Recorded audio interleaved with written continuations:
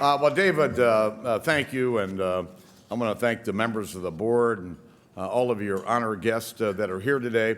Thank you for the opportunity to be here to talk to you about jobs and the state of our nation's economy.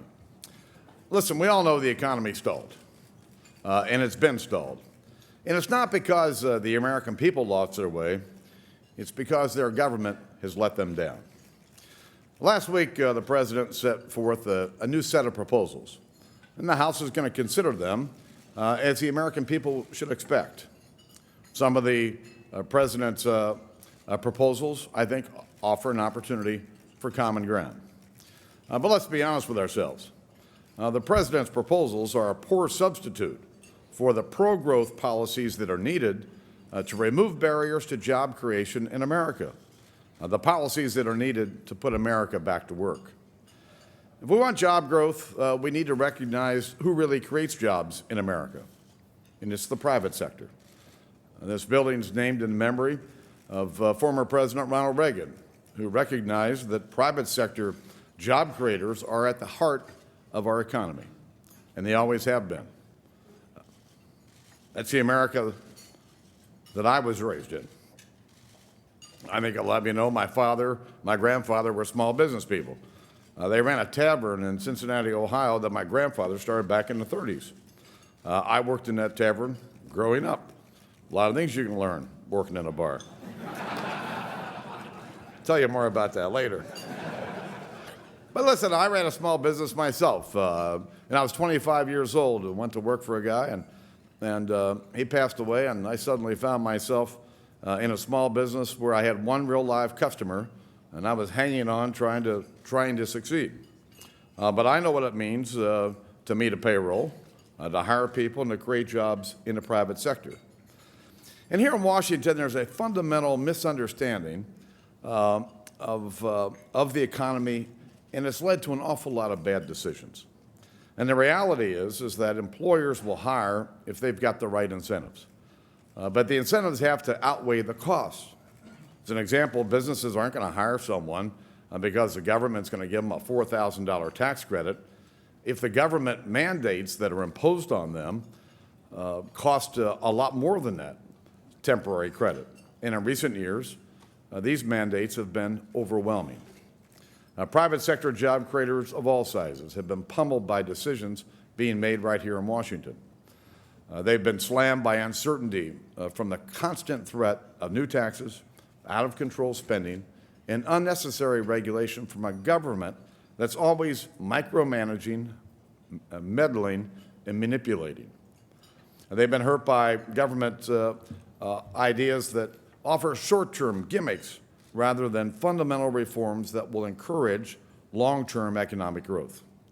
They've been hampered by a government that offers confusion to entrepreneurs and job creators when there needs to be clarity. They've been undercut by a government that favors crony capitalism and businesses deemed to be too big to fail over the small banks and small businesses that are at the heart of our economy. And they've been antagonized by a government that favors bureaucrats over market-based solutions.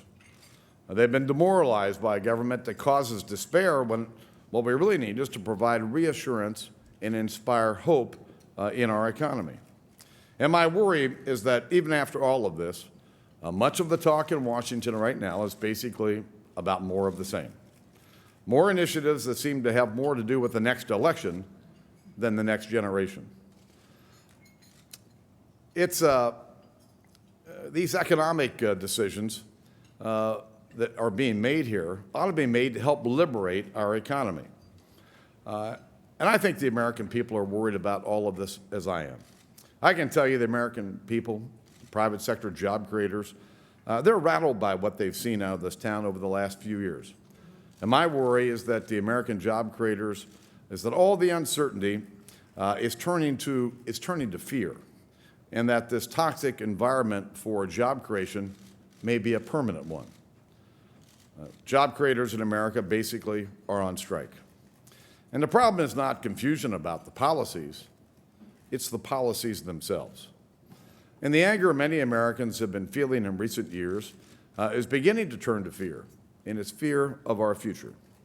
that bothers me. Frankly, I think it should bother all of us.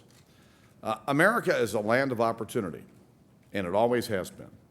And our economy has been built on opportunity, on entrepreneurs, innovators, risk takers, willing to take a chance because they're confident if they work hard, they've got a chance to succeed.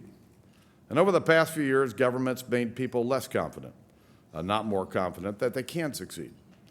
More and more Americans are realizing this, and they're speaking out about it.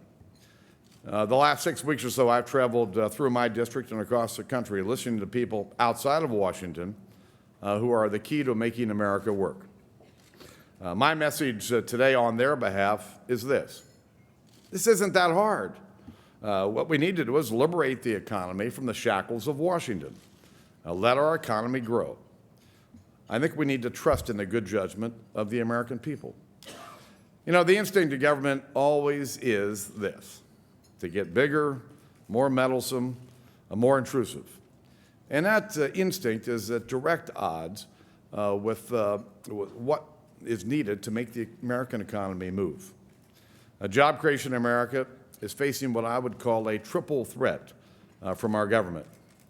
And I think the first aspect of that threat is excessive regulation. During the joint session last week, I hosted about a dozen job creators from the private sector as guests in the House gallery, all of them with a common story. They're trying to help create more American jobs, but in each case, the government is getting in their way. And we all know some regulations are needed. We've got a responsibility under the Constitution to regulate interstate commerce. There are reasonable regulations that protect our children and keep our environment clean. Well, then there are excessive regulations that unnecessarily increase the cost for consumers and small businesses. And those excessive regulations are making it harder for our economy to create jobs. Over the past couple of months, we've seen two vivid illustrations. Last month, agents raided the Gibson Guitar Factory in Tennessee. Gibson, a well-respected American company that employs thousands of people. And the company's cost as a result of the raid are an estimated $2 to $3 million. Why? Because Gibson bought wood overseas to make guitars in America. The other example is in South Carolina, where the Boeing company recently completed a plant that will create thousands of new full-time jobs for American workers, only to be sued by a federal agency that wants to shut it down. Now, let me make sure I've got this right. American companies are free to go create jobs in China, but they aren't free to create jobs in South Carolina. You know, at this moment, the administration has 219 rules in the works that will cost the American economy at least $100 million each. This means under the current Washington agenda, our economy is poised to take a hit from the government of at least $100 million, at least 219 times. And I think it's reasonable to ask, is it wise to be doing all of this right now? The current regulatory burden coming out of Washington far exceeds the government's constitutional mandate, and it's hurting job creation in our country at a time when we can least afford it. Government's threat to job creation has two other components.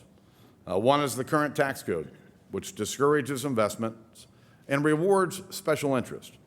It strikes me as odd that at a time when it's clear the tax code needs to be fundamentally reformed, the first instinct to come out of Washington is to come up with a new host of tax credits that make the tax code more complex.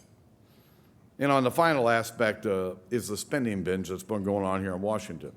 It's created a massive debt crisis that poses a direct threat to our country's ability to create jobs and to prosper.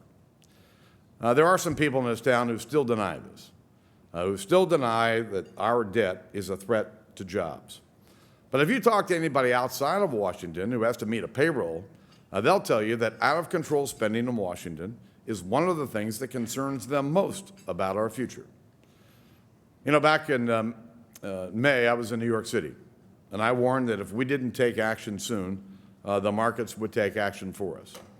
Well, last month, the markets took action in the form of a debt downgrade and the possibility of future downgrades that caused the markets to tumble.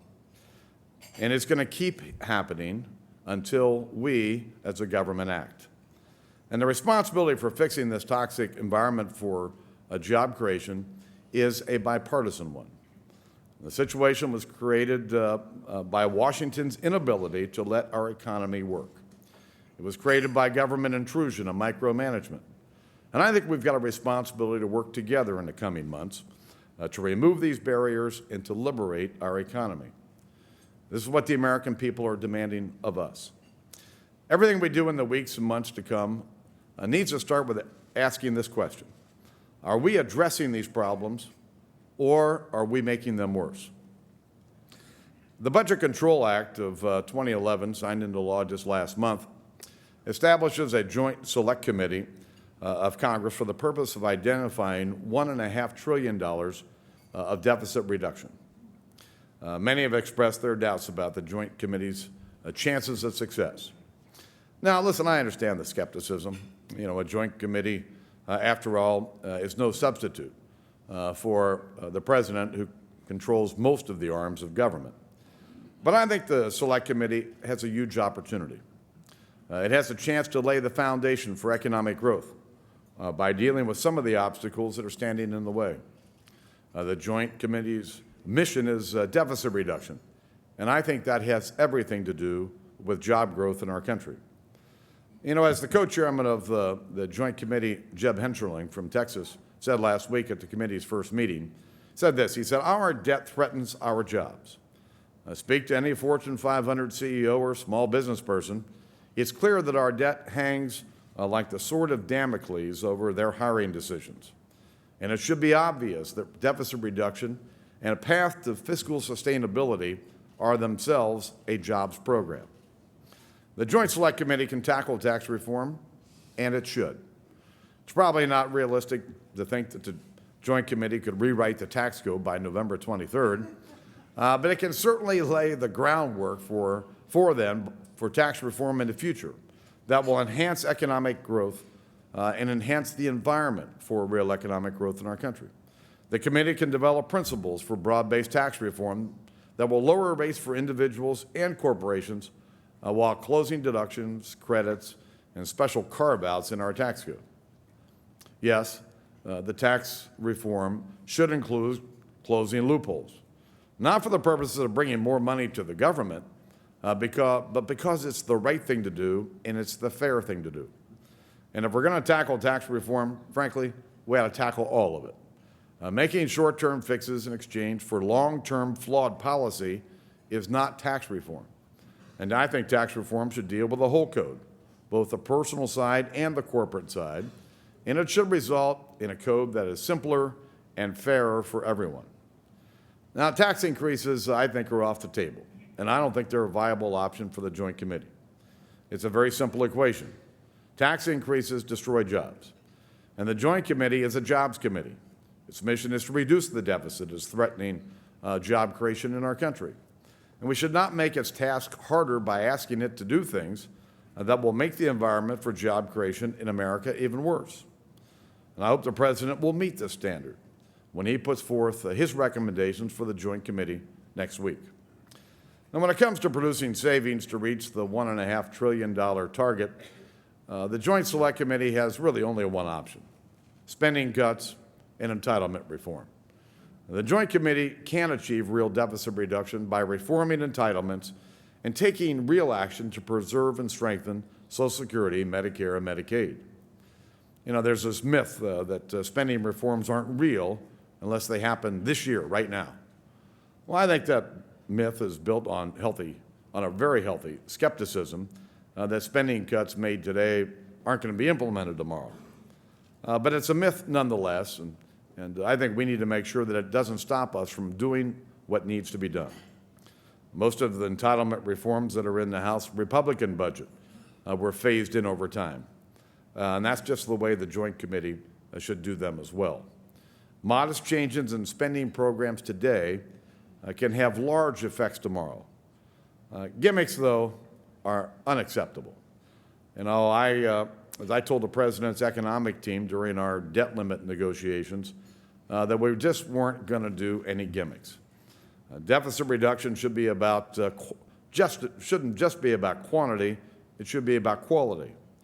You know, $1 billion in imaginary savings from war spending that was never going to happen is not quite the same as $1 billion in savings that strengthens our entitlement programs. Still, there are many skeptics about the Joint Committee's ability to accomplish this mission, and frankly, I've expected it. There always are skeptics. There were a lot of skeptics last spring when I was in New York and said that we should have spending cuts that are larger than the increase in the debt limit increase that we gave the president. And guess what? It happened. And this too can happen. I think the Joint Committee can succeed, and frankly, it must succeed. And it can help lay the foundation for real economic growth and job creation in our country. And if it does its work correctly, addressing the structural problems in our entitlement programs that have put us in danger of more job-destroying downgrades and setting the stage for fundamental tax reform that will help support private investment. It will have begun, if it does all this, it will have begun to remove some of the biggest barriers to job creation that exist in our country today. As the Joint Committee does its work, there are a lot of other work in Washington that needs to be done. As I mentioned earlier, there are 219 major regulatory actions in the works by federal bureaucrats right now. We know 7 of them will have an economic impact of more than $1 billion. The biggest is an EPA rule that could have had an impact of as much as $90 billion. I think the President acted wisely by halting the implementation of that rule. And I would urge the White House to build on their actions by disclosing to the American people the cost estimates for the remaining 212 economically significant rules that it has planned.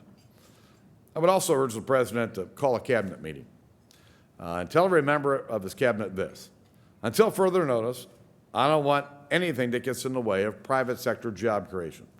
And I want all of you to report back to me in a month on how well you've done. Listen, the President's cabinet, they're not doing their jobs if they're not constantly focused on removing impediments to job creation.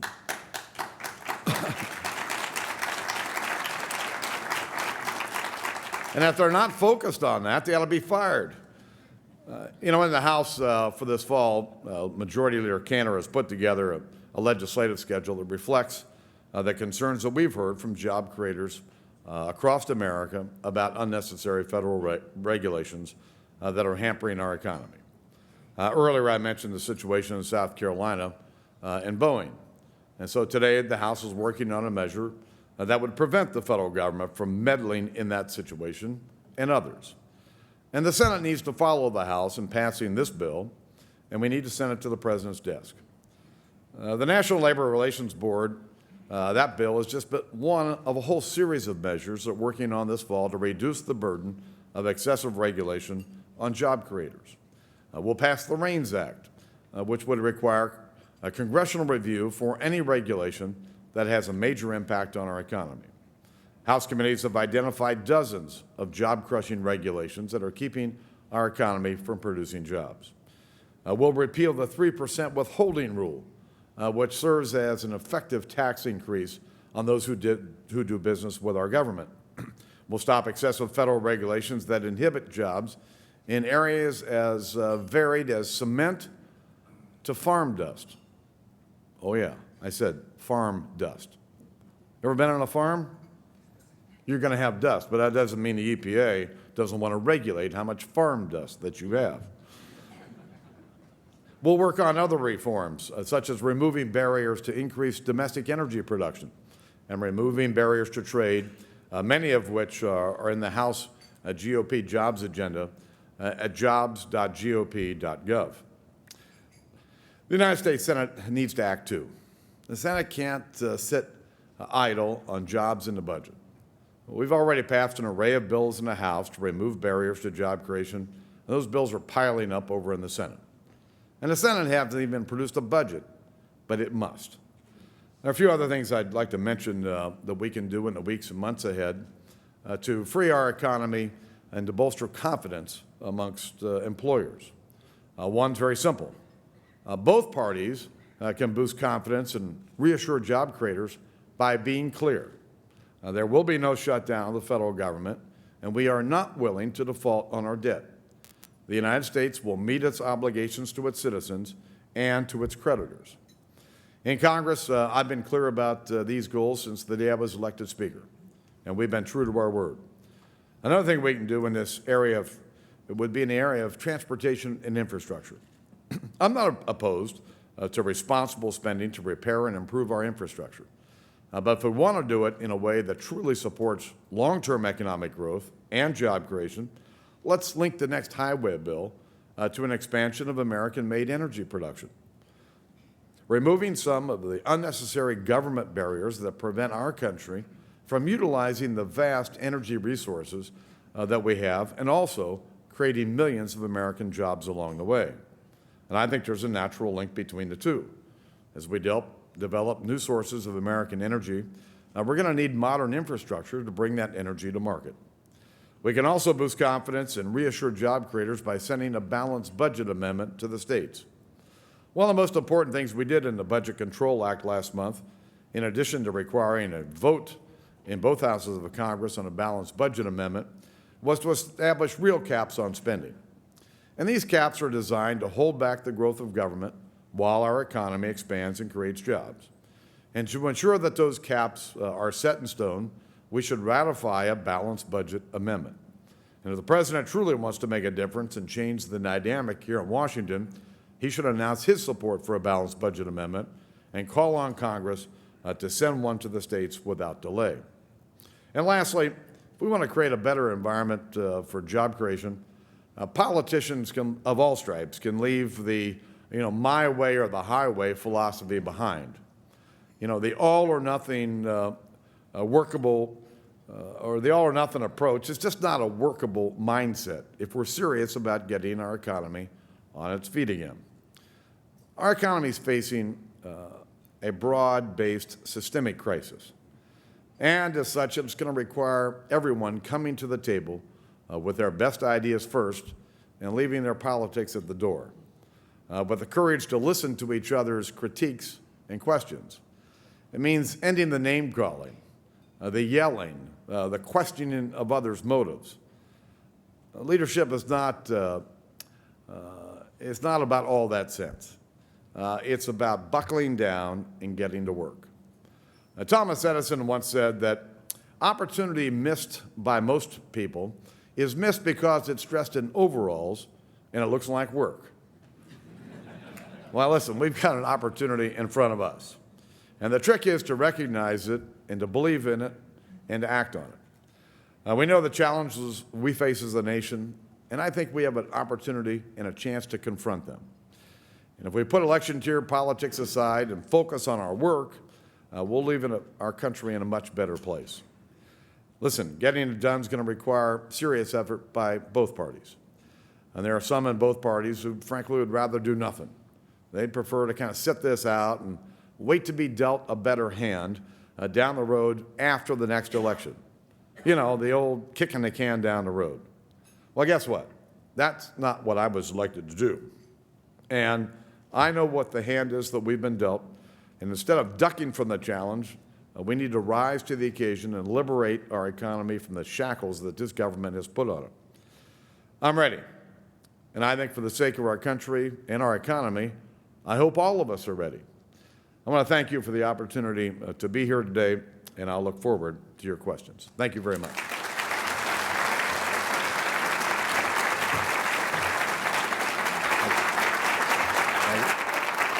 Thank you.